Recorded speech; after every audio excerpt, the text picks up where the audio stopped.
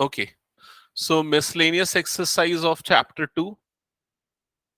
Chapter 2, question number 1. तो question number 1 में क्या दिख रहा है आपको? लिखा है a relation is defined, a relation f is defined as defined by f of x is equal to x square when x is greater than or equal to 0 and less than or equals to 3, and it is 3x when x is greater than or equal to 3, less than or equals to 10, and another relation g of x is defined by x square and 3x when x is greater than or equal to 0, less than or equals to 2, and x is greater than or equal to 2, less than or equals to 10. अब लिखा है show that f is a function, g is not a function. So यहां पर आपको दो functions given है, दो relations given है, इसलिए उसने एक्चुअली इनिशियली उसको रिलेशंस बोला, फंक्शंस नहीं बोला. ठीक है, ये दो रिलेशंस गिवन है, आपको प्रूव करना है कि पहला वाला फंक्शन है लेकिन दूसरा वाला फंक्शन नहीं है. तो कैसे प्रूव करेंगे? फंक्शन होने की कंडीशन क्या है? सभी की यूनिक वैल्यू आनी चाहिए, किसी भी इनपुट पे डबल आउटपुट नहीं होना चाहिए, दो अलग आउटपुट नहीं होना चाहिए. ठीक है, तो यहां पर अगर आप ऑब्जर्व करोगे ध्यान से तो देखो x इज इक्वल टू 3 में हम फंक्शन की ये वाली वैल्यू लेंगे, समझ रहे हो ना, क्योंकि इक्वल टू है. x इज इक्वल टू 3 में फंक्शन की हम ये वाली वैल्यू भी ले सकते, समझ में आ रहा है इस रिलेशन की. तो अगर मैं f ऑफ 3 की वैल्यू निकालता हूं तो ऊपर वाली कंडीशन के अकॉर्डिंग ये क्या होगा? 3 स्क्वायर. नीचे वाली कंडीशन के अकॉर्डिंग ये क्या होगा? 3 इंटू 3, यही होगा. सो ये वाली वैल्यू 9 और ये वाली वैल्यू भी क्या होगी? 9 होगी. क्लियर ये चीज? तो फंक्शन की वैल्यू दोनों केसेस में सेम आ रही है. ठीक है, इसलिए ये x is equal to 3, same input पे आपको सेम आउटपुट मिल रहा है, मतलब डिफरेंट आउटपुट नहीं मिल रहा है. तो ये वाला जो रिलेशन है इसको हम फंक्शन बोलेंगे. लेकिन वहीं अगर इसके इस पे आते हैं, g ऑफ 3 की वैल्यू निकालते हैं, तो ऊपर वाले डेफिनेशन के अकॉर्डिंग ये क्या हुआ? 3 स्क्वायर.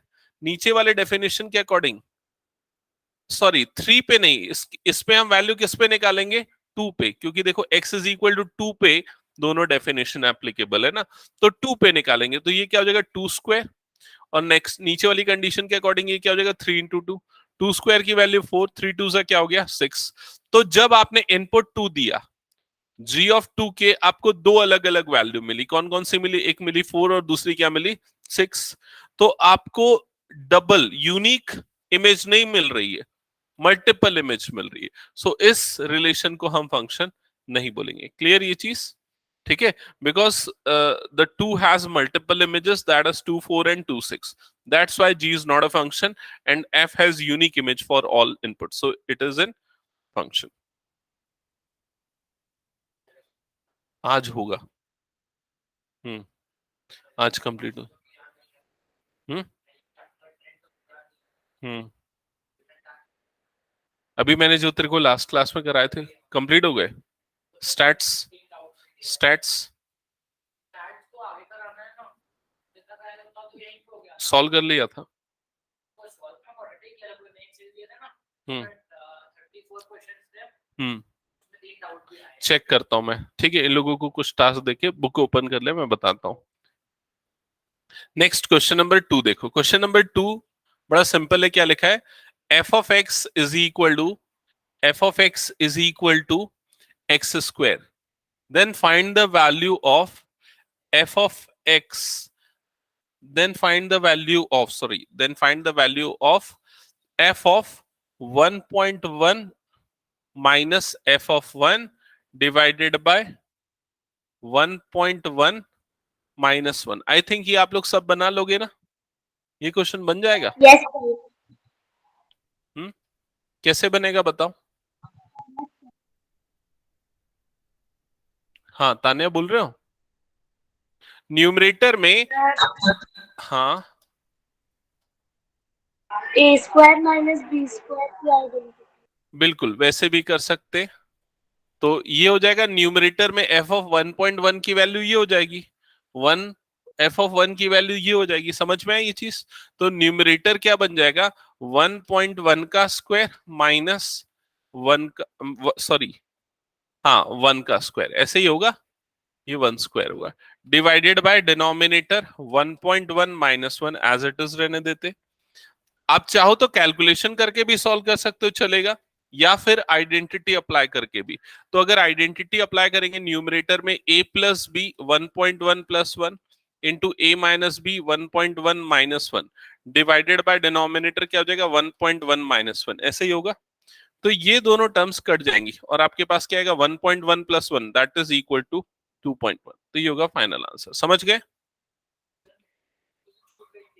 हाँ वो ऑफिस में रखी है, हाँ ले लेना, टेबल ऊपर रखी होगी देखना। हम्म। Next question, next question domain. आपको डोमेन निकालना है, जल्दी हो गया तो बताओ। करें next question, question number 3। Question number 3 में देखो क्या लिखा हुआ है, find the domain of function F of x is equal to x square plus 2x plus 1 divided by x square minus 8x plus 12। आपको इस फंक्शन का डोमेन निकालना है। तो देखो डोमेन में हम x की वो वैल्यू को नहीं लेते हैं जिसपे फंक्शन नॉट डिफाइन हो जाए या इमेजिनरी हो जाए। तो ये फंक्शन नॉट डिफाइन कब होगा, जब डिनोमिनेटर क्या हो जाएगा 0। तो हम डिनोमिनेटर को इज इक्वल टू क्या कर देते हैं 0, ठीक है। और इसके बाद इसको फैक्टराइज करते हैं, तो मिडिल टर्म किस में स्प्लिट होगा, बोलो जल्दी बताओ, किस में स्प्लिट होगा, किस में स्प्लिट होगा, -6x minus 2x plus 12 is equal to क्या हो जाएगा 0। ये पेयर बनेगा, ये पेयर बनेगा, फर्स्ट पेयर से x कॉमन निकलेगा, क्या बच जाएगा x माइनस 6। सेकेंड पेयर में से -2 कॉमन निकलेगा, ये हो जाएगा x माइनस 6। x माइनस 6 एक फैक्टर आएगा, x माइनस 2 दूसरा फैक्टर आएगा। तो x की एक वैल्यू क्या आ जाएगी 6 और दूसरी वैल्यू क्या आ जाएगी 2। तो x इज इक्वल टू 6 और 2 अगर पुट करेंगे तो डिनोमिनेटर क्या होने वाला है 0। तो इसको छोड़ के बाकी सारा उसका क्या हो जाएगा डोमेन। तो अगर इसका डोमेन पूछा जाएगा, domain of F that is equal to R minus 6,2। यहां पर ये चीज बड़ा ध्यान से समझो, यहां पर मैंने r माइनस 6,2 जो लिखा है, तो 6,2 में कर्ली ब्रैकेट लगाया है, समझ रहे हो। लेकिन अगर मान लो तुम इसमें स्क्वायर ब्रैकेट, अगर ये वाला ब्रैकेट लगा देते तो आंसर गलत हो जाता। क्यों गलत होता, क्यों गलत होता, रीजन बताओ। क्योंकि हर एक ब्रैकेट का एक रूल है। यहां पर कर्ली ब्रैकेट का मतलब, जैसे अगर ये नंबर लाइन है, नंबर लाइन में सपोज यहां पर आ रहा है 2, यहां पर आ रहा है 6, तो कर्ली ब्रैकेट का मतलब है सिर्फ 2 और सिर्फ 6। ये वाले ब्रैकेट का मतलब है 2 से लेके 6 के बीच के सारे नंबर। समझ में आ रहा है कि नहीं ये चीज? तो अगर आप ऐसा लिखते तो इसका डोमेन ऐसा कंसीडर होता कि माइनस इंफिनिटी से 2 और 2 से इंफिनिटी, वो सारा उसका डोमेन है। लेकिन एक्चुअली आपका डोमेन तो सारे रियल नंबर है, 2 और 6 को छोड़ के, उसके बीच वाले भी आपके डोमेन के पार्ट आएंगे, ठीक है। तो ब्रैकेट्स का यूज प्रॉपरली करना। तो ये मैं हटा रहा हूं। सबको क्लियर है डोमेन वाला पार्ट? ओके, नेक्स्ट क्वेश्चन पे मूव करें। फोर्थ क्वेश्चन ये बना लिया ना सबने, कुछ नहीं करना था वैसे इसमें।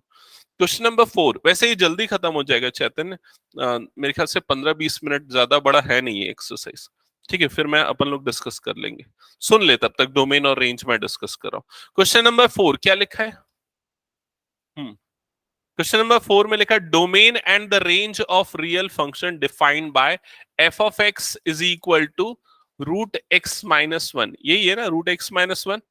आपको क्या करना है, इसका डोमेन और रेंज फाइंड आउट करना है। तो बताओ क्या होगा डोमेन। हाँ, पिछली क्लास रिकॉल करो, डोमेन के लिए मैंने बताया था कैसे निकालते हैं। क्या होते हैं रूट वाले फंक्शंस के लिए, डोमेन निकालने के लिए जो रूट के अंदर वाला नंबर है वो क्या होना चाहिए, 0 से बड़ा होना चाहिए। तो आप क्या लिखोगे, x-1 ग्रेटर देन और इक्वल टू क्या होना चाहिए 0। क्लियर ये चीज? तो ये -1 इधर आ जाएगा तो 1, और ये क्या हो जाएगा x ग्रेटर देन 1, और लेस देन क्या होना चाहिए इंफिनिटी। मतलब डोमेन ऑफ f क्या आएगा, domain of f is equal to 1 से लेके इंफिनिटी, 1, इंफिनिटी। जिसमें 1 इंक्लूडेड होगा, बिकॉज यहां पर देखो ये वाला कंडीशन है। क्लियर ये चीज? तो ये हो गया इसका डोमेन। रेंज क्या होगा? रेंज, 0 से इंफिनिटी। करेक्ट, रेंज होगा, range of F is equal to 0 to infinity, 0 to, sir 0 to हाँ यही बोल रहा हूँ, 0 इंक्लूडेड होगा ना। हम्म। तो आप डोमेन की वैल्यू पुट करो 1 से लेके इंफिनिटी तक की, तो 1 पुट करोगे तो क्या आएगा 0। उसके बाद सारी वैल्यू पुट करते जाओ तो आपको अप टू इंफिनिटी पूरी वैल्यू मिलेगी, तो उसका रेंज हो जाएगा। क्लियर सबको ये चीज? नेक्स्ट क्वेश्चन पे मूव करें। Question number 5। क्वेश्चन नंबर 5 में क्या लिखा? Find the domain and range of function F of x is equal to mod X minus one. Mod X minus one का डोमेन और रेंज निकालना है। तो डोमेन क्या होगा बताओ जल्दी। एक्स की क्या वैल्यू पुट करें कि इसमें भाई ये नॉट डिफाइन हो जाए, इमेजिनरी हो जाए? कभी नहीं होगा ना ये तो अनडिफाइन या इमेजिनरी। तो एक्स की सारी वैल्यू हम पुट कर सकते हैं इसमें। तो डोमेन क्या है? सारी value minus infinity two plus infinity. तो उसका domain of f is simply r, or we can also write it like this. And what about range? Range of f is what? Modulus function हमेशा क्या देता है? Positive देता है ना। तो इसका रेंज क्या होगा? 0 से लेके इंफिनिटी, 0 इंक्लूडेड होगा। क्लियर हुआ ये चीज? ये हो गया क्वेश्चन नंबर 5। 12 क्वेश्चन से आगे बढ़े नेक्स्ट क्वेश्चन पे। Question number 6। क्वेश्चन नंबर 6 बड़ा अच्छा क्वेश्चन है। 6 चांसेस वाला क्वेश्चन है, मतलब चांस है उसके आने का। ठीक है, तो क्वेश्चन नंबर 6 में क्या लिखा है ध्यान से समझना। F is a set of x comma x square upon 1 plus x square such that x belongs to R, where function f is from R to R, determine the range of f। तो यहां पर ध्यान से समझना, जो function f है वो आपको डिफाइन है R to R। ठीक है, मतलब रियल टू रियल। ये देखो, इसका मतलब क्या है पता है? इसका मतलब समझ रहे हो कि नहीं? इनपुट अगर x दोगे तो आउटपुट में ये मिलेगा। ऑर्डर्ड पेयर में लिखते थे ना, ये अगर एलिमेंट इनपुट है तो उसकी इमेज ये होगी। क्लियर? इसी को भाई हम ऐसा भी लिख सकते, F of x is equal to क्या हो जाएगा? X square upon 1 plus x square, ऐसा भी लिख सकते। क्या ये चीज समझ में आई? अगर इनपुट x है तो आउटपुट ये होगा। ठीक है, तो ये है फंक्शन। अब आपको क्या निकालना है? इसका रेंज निकालना है। रेंज मतलब एफ ऑफ एक्स की वैल्यूज निकालनी। कैसे निकालेंगे जरा बताओ। हम्म। नहीं, वो तो डोमेन के लिए करते हैं। डोमेन मतलब एक्स की कंडीशन निकालनी होती है ना, वो डोमेन। हमको रेंज निकालना है, एफ ऑफ एक्स की कंडीशन निकालनी है। और इसका डोमेन तो वैसे माइनस इंफिनिटी से प्लस इंफिनिटी पूरा होगा। रेंज मतलब एफ ऑफ एक्स की वैल्यू। तो ये क्वेश्चन बड़ा अच्छा इसलिए क्योंकि देखो इधर समझना ध्यान से। एक्स स्क्वायर, किसी भी रियल नंबर का स्क्वायर 0 से बड़ा होता है कि नहीं? 0 या 0 से बड़ा होता है ना। और अगर उसमें +1 ऐड कर दूं, मतलब एक्स स्क्वायर +1 बना दूं, तो दोनों में कौन बड़ा होगा? ये बड़ा होगा ना। तो ऐसा होगा कि नहीं? मैंने इनइक्वालिटी सही फॉर्मुलेट की है कि नहीं बताओ एक बार। एक्स स्क्वायर 0 से बड़ा होगा, और अगर उसमें 1 ऐड कर दे तो वो इससे भी बड़ा हो जाएगा। क्लियर ये चीज? ये फॉर्मुलेट हुई ना इनइक्वालिटी। क्लियर ये चीज? अभी हमको चाहिए एफ ऑफ एक्स की कंडीशन। तो एफ ऑफ एक्स फॉर्मुलेट करने के लिए डिनोमिनेटर में क्या आना चाहिए? 1 plus x square। तो हम एक काम करते, तीनों को 1 plus x square से डिवाइड कर देते हैं। यहां पर ऐसा, यहां पर भी 1 plus x square, यहां पर भी क्या कर देंगे? 1 plus x square। क्या ये समझ में आया सभी को? अब ऐसा करने से भाई क्या होगा? ये तो 0 upon anything क्या हो जाएगा? 0। ये वाला जो पूरा मिडिल पार्ट है वो क्या बनेगा जरा देख के बताओ। क्या बनेगा जरा देख के बताओ। F of x. हमने जानबूझ करके उससे डिवाइड किया जस्ट बिकॉज वो क्या बन जाए? F of x. Right side वाला पार्ट क्या बनेगा बताओ जल्दी। क्या होगा ये? x² + 1 अपॉन x² + 1 कट जाएगा, तो ये क्या बन जाएगा? 1। तो उसका रेंज क्या होगा? 0 से लेके 1। तो range of f is equal to आएगा 0,1। ये होगा आपका फाइनल आंसर। समझ में आया सभी को ये चीज? ये क्वेश्चन अच्छा ट्रिकी क्वेश्चन है। एक बार एक्नॉलेज करो, तुम लोगों को क्लियर है ऑनलाइन वालों को? यस? Yes sir. ओके, आगे बढ़े, हम नेक्स्ट क्वेश्चन पे मूव करें। ये था question number 6। Question number 7 check करो। क्वेश्चन नंबर 7 तो एकदम बच्चों वाला क्वेश्चन है। क्या लिखा है क्वेश्चन नंबर 7 में? एफ ऑफ एक्स गिवन है, क्या है बताओ? F of x is equal to X plus 1। और जी ऑफ एक्स क्या गिवन है, बोलो जल्दी? 2x 2x minus 3। करेक्ट। क्या फाइंड आउट करना है first? F f plus F plus G of X. So F plus G of X का मतलब F of X plus G of X. दोनों को ऐड कर दो भाई, ये हो जाएगा x plus 1 plus 2x। Addition क्या आ जाएगा? 3x plus 1। समझ गए? Yes, correct. सेकेंड में क्या निकालना है? f minus G of X, तो दोनों को माइनस कर दो। थर्ड में क्या निकालना है? f upon G of X, मतलब f of X upon G of X. बस और कुछ भी नहीं करना है, खत्म।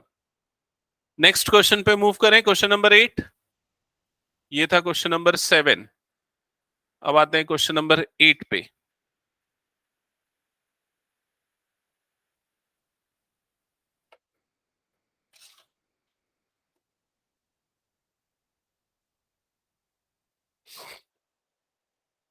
Okay, so question number 8 check. हाँ बोलो।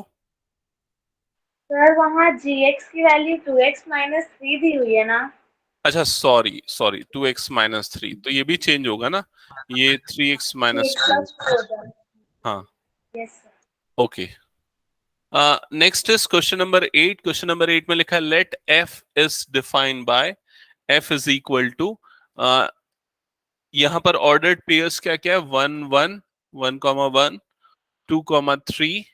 Next is 0 1 0 minus 1, sorry. Next is minus 1 minus 3 minus 1 minus 3। Okay, now be a function defined from z to z. It means function is defined from z to z. It is also given defined by f of x is equal to ax plus b for some images a and b. Determine the values of a and b. So a b question mark कैसे बनाएंगे, क्या करेंगे? देखो यहां पर, देखो ये जो चीज गिवन है इससे समझो भाई, इसको ध्यान देना। ये क्या लिखा? 1 1। इसका मतलब है अगर हम इनपुट 1 दे रहे हैं फंक्शन में तो आउटपुट भी क्या मिलेगा? 1। इसका क्या मतलब हुआ? इसका मतलब क्या हुआ? अगर इनपुट 2 दे रहे हैं तो आउटपुट क्या मिलेगा? 3। इसका क्या मतलब हुआ? अगर इनपुट 0 दे रहे हैं तो एफ ऑफ 0 की वैल्यू क्या है? -1। क्या ये समझ में आया कि नहीं? तो हम यही कंडीशन यहां अप्लाई करते, तो हम x की जगह पे 0 रखते, तो f of 0 is equal to, ये क्या हो जाएगा? a x की जगह पे आ जाएगा 0 प्लस b। क्या ये स्टेप क्लियर हुआ? अब f ऑफ 0 की वैल्यू कितनी है? -1, तो ये हो जाएगा -1 इज इक्वल टू क्या आ जाएगा? b। तो b की वैल्यू मिल गई -1। समझ में आया? अब दूसरी वाली कंडीशन को ले लेते हैं, ये वाली। f of 2 is equal to क्या होगा? यहां पर x की जगह 2 डालोगे तो 2a प्लस b, ऐसा ही होगा। और f ऑफ 2 की वैल्यू क्या गिवन है? 3। 3 is equal to 2a plus b। तो b की वैल्यू कितनी है? -1। तो b की जगह यहाँ -1 रख दो, तो ये इधर जाएगा, तो -1 प्लस 3 क्या हो जाएगा? 4। तो a की वैल्यू क्या आ जाएगी? 2। ये मिल गया a और b दोनों। क्लियर ये step? Question number 8 complete. Question number 9 पे मूव करें। हाँ,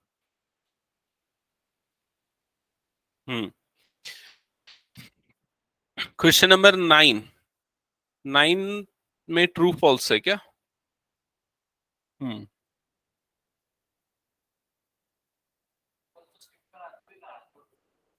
कौन?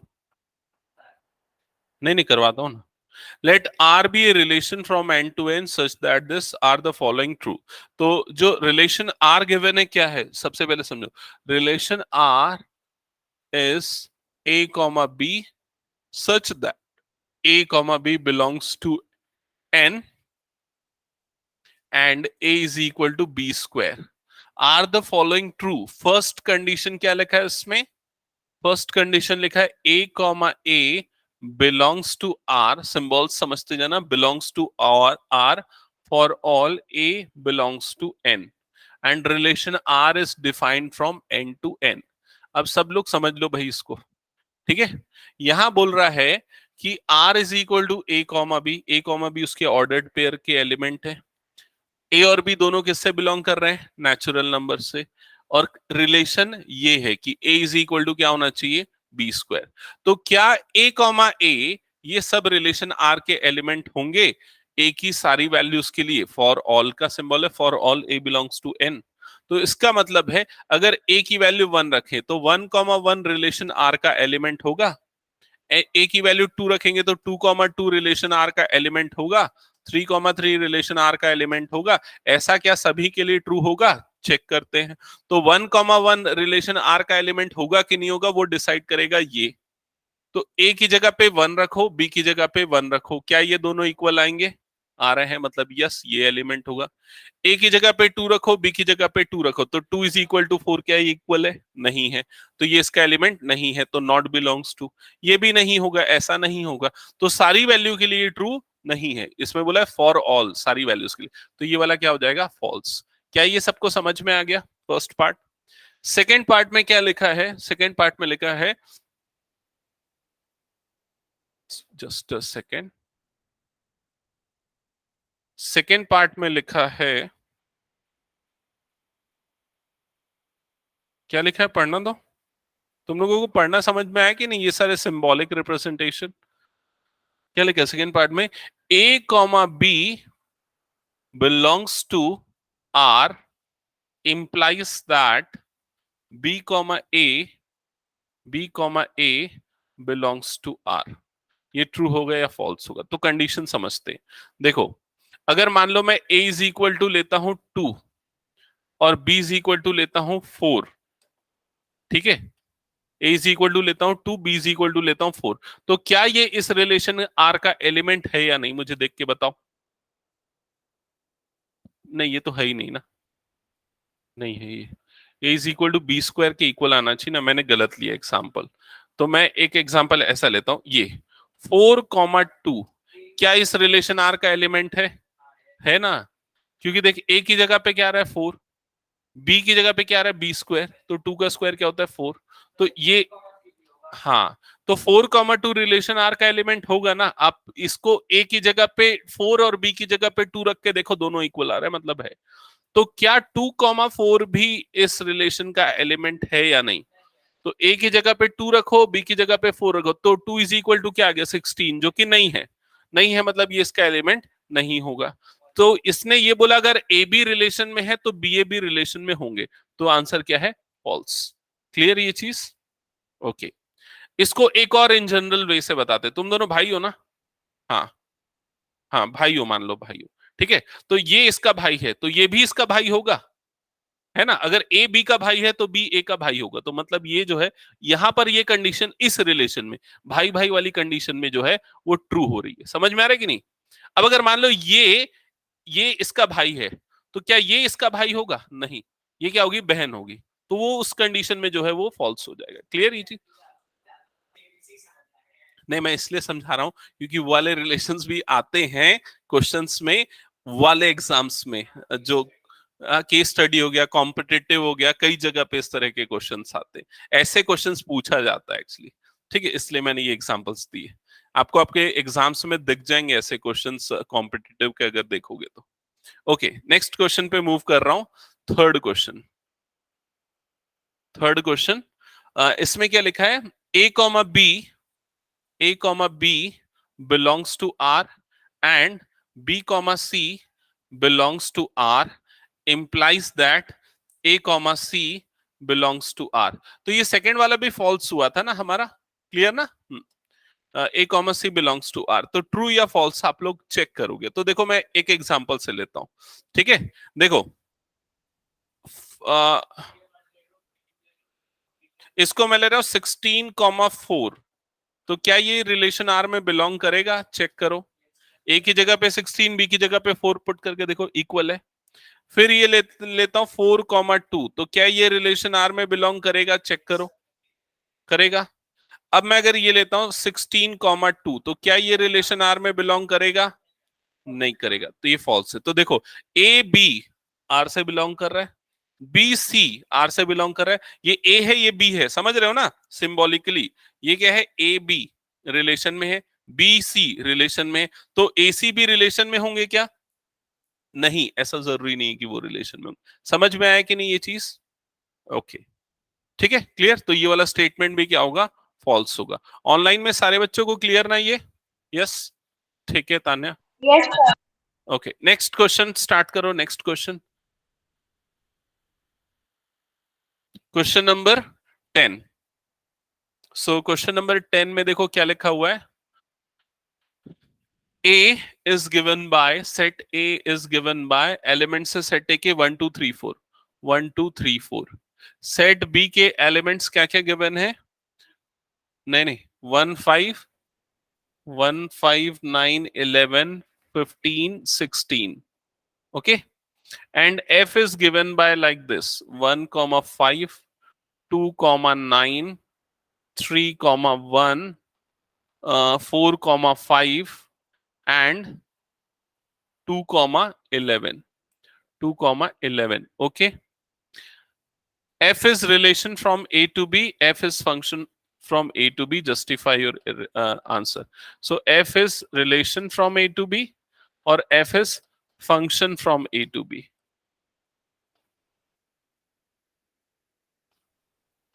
A से B के बीच में F रिलेशन है या फिर फंक्शन है, आपको ये आंसर करना है। तो कैसे, क्या बोल रहे हो? रिलेशन है कि फंक्शन है? रिलेशन के फंक्शन होने की दो कंडीशंस हैं। पहला तो ये कि जिससे स्टार्ट हो रहा है, ए से बी के बीच में, तो ए के सारे एलिमेंट के लिए इमेज होनी चाहिए। तो 1 2 3 4 सभी के लिए इमेज है, 1 के लिए है, 2 के लिए है, 3 के लिए है, 4 के लिए, सबके लिए इमेज है। दूसरी कंडीशन, सभी की यूनिक इमेज होनी चाहिए, किसी की डबल इमेज नहीं होनी चाहिए। तो इस सेकेंड कंडीशन वायलेट हो रही है क्योंकि यहाँ 2 की आपको डबल इमेज मिल रही है। क्लियर हुआ ये चीज? इसलिए ये एक रिलेशन होगा, ना कि एक फंक्शन होगा। तो आपका आंसर क्या होगा? It is a relation because element 2 has double image, that's why. Clear ये चीज? It is not a function. अब आते हैं नेक्स्ट क्वेश्चन पे, क्वेश्चन नंबर 11। हटा दूं इसको मैं?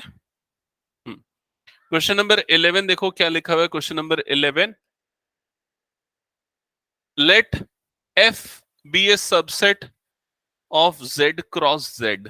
एक्चुअली इसका मतलब इनडायरेक्टली ये है कि f is from z to z। ठीक है, defined by f is equal to f is a set of all a b comma a plus b a plus b such that a comma b belongs to z, a comma b belongs to z। is f a function from z to z? f एक function है या नहीं, ये आपको answer करना है। ठीक है, फंक्शन की डेफिनेशन ये। इसको मैं लिखूं क्या थोड़ा ठीक से? देखो इधर ध्यान दो, f के एलिमेंट ये है ना, A B comma A plus B. इसका मतलब अगर इनपुट ए बी है तो आउटपुट क्या है? A plus B. तो इसका मतलब f of A B is equal to क्या है? A plus B. क्लियर ये चीज? तो ये f जो है वो फंक्शन होगा या नहीं होगा, वो हमको चेक करना है। डबल इमेज नहीं मिलनी चाहिए, यही कंडीशन है, और सभी की इमेज मिलनी चाहिए, ये कंडीशन है। तो सभी की इमेज तो मिलेगी, डबल इमेज मिलेगी कि नहीं, ये हमको चेक करना ज्यादा जरूरी है। ठीक है, तो अगर मान लो a इज इक्वल टू 2 लेता हूं, b इज इक्वल टू 3 लेता हूं, ठीक है, तो ये क्या बन जाएगा? f इनपुट पे क्या आ जाएगा?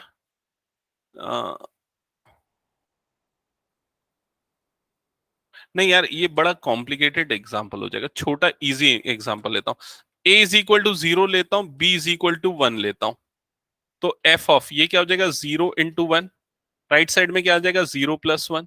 तो f ऑफ 0 की वैल्यू क्या आएगी? 1। अब a इज इक्वल टू 0 लेता हूं, b इज इक्वल टू 2 लेता हूं, तो f of 0 into 2 is equal to क्या आ जाएगा? 0 प्लस 2। तो f ऑफ 0 की वैल्यू क्या आ जाएगी? 2। तो भाई अब बता, फंक्शन होगा कि नहीं होगा? तुम लोग क्या बोलते हो? क्या यार इतनी छोटी सी चीज पूछ रहा हूं। 0 पे इमेज क्या आ रही है 1, 0 पे इमेज क्या आ रही है 2। भाई अगर डबल इमेज आ गई मतलब वो फंक्शन नहीं होगा, बताया ना, यूनिक इमेज होनी चाहिए फंक्शन के लिए। डबल इमेज आ गई मतलब वो फंक्शन नहीं होगा। क्लियर ये चीज? ठीक है, ओके ओके। नेक्स्ट क्वेश्चन पे मूव करें, हटा दो इसको। नेक्स्ट क्वेश्चन देखो, क्वेश्चन नंबर 12। क्वेश्चन नंबर 12 में क्या गिवन है? ए is a set whose elements are 9, 10, 11, 12, 13 such that f is defined from a to n। f जो है वो a to n में डिफाइंड है, where f of n is the highest prime factor of n, highest prime factor of n। ठीक है, find the range of f, आपको f की value निकालनी है। अच्छा अब इधर ध्यान से समझो, इधर ध्यान से समझना। सबसे पहले रेंज निकालने के पहले इसका डोमेन देखते हैं, डोमेन क्या होगा। डोमेन कहां से बिलोंग करेगा? ए से। ए के एलिमेंट उसके डोमेन होंगे, तो ए का पहला एलिमेंट कौन सा है? 9, तो एफ ऑफ 9 ये इसका डोमेन हो गया। ठीक है, एफ ऑफ 9 का मतलब क्या है? हाईएस्ट प्राइम फैक्टर ऑफ 9, यही होगा। तो 9 का हाईएस्ट प्राइम फैक्टर क्या होता है? 9 का प्राइम फैक्टर क्या होता है? 3 इंटू 3 यही होता है। तो हाईएस्ट क्या होगा? 3, तो एफ ऑफ 9 की वैल्यू क्या आएगी? 3। नेक्स्ट एफ, अब इनपुट पे हम क्या लेंगे? 10। अब 10 का हाईएस्ट प्राइम फैक्टर, 10 के प्राइम फैक्टर क्या होता है? 2 इंटू 5, हाईएस्ट क्या हो जाएगा इसका? 5। नेक्स्ट एफ ऑफ 11, बोलो हाईएस्ट प्राइम फैक्टर क्या होगा? 11 का प्राइम फैक्टर क्या होता है? 1 इंटू 11 या 11 सिर्फ, तो ये क्या होगा? 11। Next F of 12, highest prime factor बोलो। अरे 12 का क्या होगा? 2 इंटू 2 इंटू 3, ये होगा प्राइम 3। फैक्टर। 6 कैसे होगा? प्राइम नंबर है क्या 6? ठीक है, तो हाईएस्ट प्राइम फैक्टर क्या होगा? 3, करेक्ट तान्या। फिर एफ ऑफ 13 क्या होगा? 13, 30। समझ? करेक्ट। तो prime factor, highest prime factor, values क्या आई एफ की? ये वैल्यूज आई। तो range, range of F answer क्या हो जाएगा? 3,5,11,13। दैट्स इट, हो गया इसका रेंज। समझ में आया कि नहीं ये चीज? ओके, तो ये है simple exercise relations and functions. I hope clear हो गया होगा। इसमें जो सबसे इंपॉर्टेंट टॉपिक है एग्जाम या कॉम्पिटिटिव पॉइंट ऑफ व्यू से, वो है domain and range of a function. उसको अच्छे से करना है। बाकी जो टॉपिक्स है जैसे कि फंक्शन का ग्राफिकल रिप्रेजेंटेशन, जैसे मॉड एक्स को कैसे लिखते हैं, क्या उसको ब्रेक करते हैं, वो सब चीजें ना यूज होती हैं आगे आने वाले एक्सरसाइजेस में, और 12th में बहुत ज्यादा यूज होती है। तो उसको उस पॉइंट ऑफ व्यू से ध्यान में रखना है। और अभी करेंटली डोमेन और रेंज वाले क्वेश्चंस आपको प्रैक्टिस करने हैं ज्यादा। ठीक है, एक बार सारे चैप्टर्स कंप्लीट हो जाएंगे ना, तो फिर मैं ज्यादा और एडिशनल क्वेश्चन प्रैक्टिस करवाऊंगा आर डी शर्मा और अदर बुक्स से जो मेरे पास मटेरियल है। ठीक है, फिलहाल हमारा टारगेट होगा कि एक बार एनसीईआरटी खत्म हो, ठीक है, फिर उसके एडिशनल इन लोगों की बुक हो गई, आईसीएससी की बुक्स हो गई, उन सबसे हम एडिशनल क्वेश्चंस करेंगे, सो दैट आपके कॉम्पिटिटिव की भी रिक्वायरमेंट हो जाए और एग्जाम पॉइंट ऑफ व्यू से भी हो जाए, दोनों चीजें फिलअप हो जाए। क्लियर? तो आज की क्लास यही एंड करते हैं, वैसे भी आज अटेंडेंस कम है। नेक्स्ट क्लास में फिर हम नया चैप्टर स्टार्ट करेंगे। पीएमआई करवा सकता हूँ, परमिटेशन कॉम्बिनेशन